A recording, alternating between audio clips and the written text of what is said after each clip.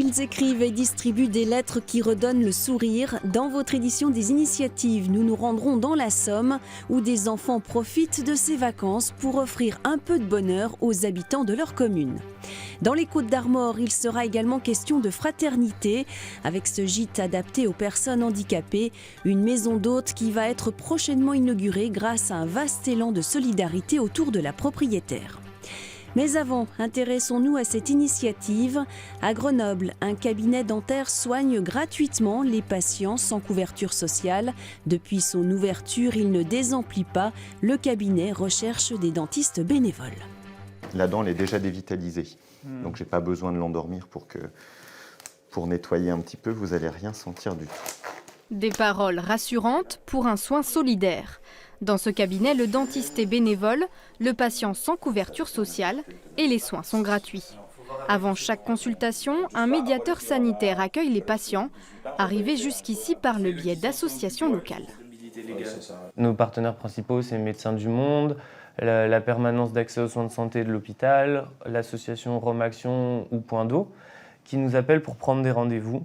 Ça permet d'être entre guillemets sûr que les personnes n'ont pas de couverture sociale ouverte. Non pas qu'on ne veut pas soigner les autres, mais qu'on est sous-dimensionné déjà pour les personnes qui n'ont aucun droit ouvert. Depuis 3 mois, ce cabinet ne désemplit pas. 3 matinées par semaine, les rendez-vous s'enchaînent. 6e consultation pour Alpha, jeune homme sans papier poussé par son assistante sociale. Ça a commencé à me faire du mal. Je ne voulais pas que ça continue comme ça. Après, j'ai parlé avec elle. En ce moment, elle m'a proposé de venir ici. Vous étiez déjà allé chez le dentiste ? Non, c'est la première fois de toute ma vie. Il y a un patient sur 2 qu'on voit depuis le début qui n'avait jamais vu de dentiste. Ou des dentistes dans des contrées lointaines et dans des conditions d'hygiène et d'asepsie vraiment limites. Donc voilà, ils ont quand même toujours le regard un petit peu craintif, donc on prend le temps aussi d'expliquer ce qu'on va faire. Voilà, on ne fait pas un soin en 10 minutes, c'est pas possible. En quête de nouvelles subventions, l'association cherche aussi des dentistes bénévoles, quelques heures par mois, pour répondre à une demande toujours plus forte. Ça va ? C'est tout bon pour aujourd'hui. Solidarité toujours avec ce gîte adapté aux personnes handicapées à Plouat dans les Côtes-d'Armor. Cette maison d'hôtes va dans quelques semaines recevoir ses premiers convives, un projet qui a vu le jour grâce à l'implication des habitants de la région.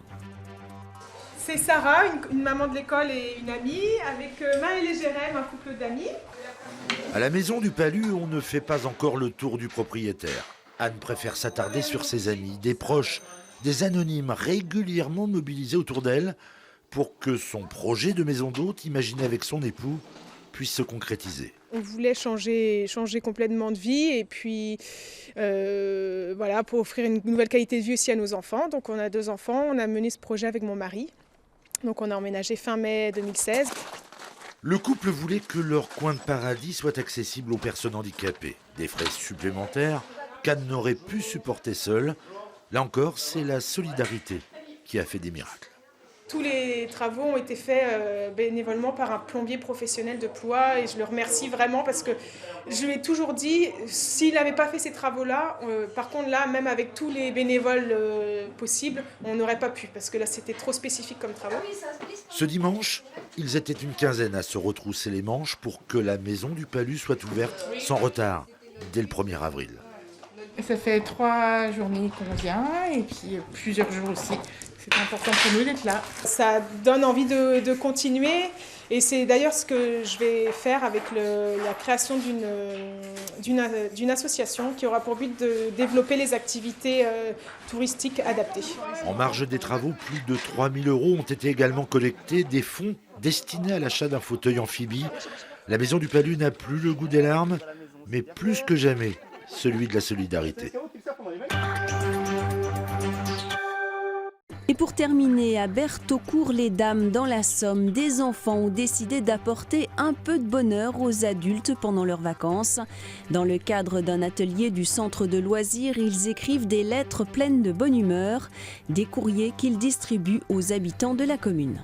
Longue et heureuse vie à vous. La vie est précieuse, profitez-en. Tant que vous pouvez, on n'en a qu'une seule. Écrire pour redonner le sourire aux habitants du quartier. Un pari ambitieux, Alors les enfants suivent les consignes à la lettre.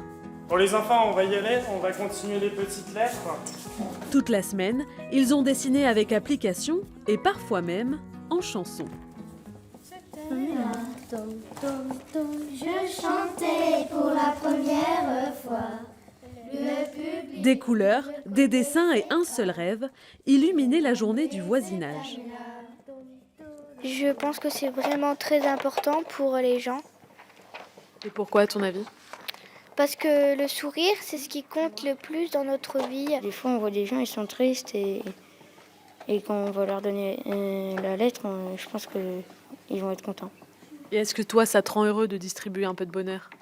Oui, moi, ça me rend heureux. Comme ça, il n'y a pas que moi qui est heureux, il y a tout le monde dans Berthecourt. Vous êtes prêts à les distribuer tout dans le quartier? Oui! La distribution du courrier, un moment très attendu par les petits livreurs de bonne humeur. On a fait ça avec tout notre cœur, donc je pense que ça va faire sourire. Mais si ça fait pas sourire, on ne sera pas déçus parce que on l'a fait et c'est bon. Allez, il est temps de toquer à la première porte. Pas de chance, beaucoup de voisins sont absents aujourd'hui, mais les enfants ne se démontent pas et glissent les enveloppes dans les boîtes aux lettres. Heureusement, quelques mètres plus loin... Merci bien. Ben oui, c'est bien ça, parce qu'il n'y a plus beaucoup de gens qui sourient aujourd'hui. Et est-ce que ça vous donne le sourire surtout? Ben oui, vous voyez, je souris. Ça donne vachement le sourire, c'est très agréable. Ce courrier du cœur ne laisse personne indifférent. Pari réussi pour la Brigade du Bonheur.